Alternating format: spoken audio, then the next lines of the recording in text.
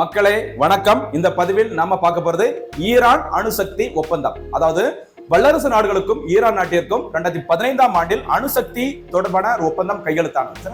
அந்த ஒப்பந்தம் கையெழுத்திடும் போது அமெரிக்கன் அதிபராக இருந்தவர் பராக் ஒபாமா. சரியா? இந்த ஒப்பந்தத்தில் கையெழுத்திட்ட நாடுகள் அமெரிக்கா, பிரிட்டன், சைனா, ரஷ்யா மற்றும் பிரான்ஸ். இந்த 5 நாடுகளும் இணைந்த இன்னொரு முக்கியமான ஒரு வல்லரசு நாடு ஜெர்மனி. இந்த 6 நாடுகளுக்கும் இடையே சரிங்களா ஈரானுடன் இணைந்து அந்த ஒப்பந்தம் கையெழுத்தான ஆண்டு 2015.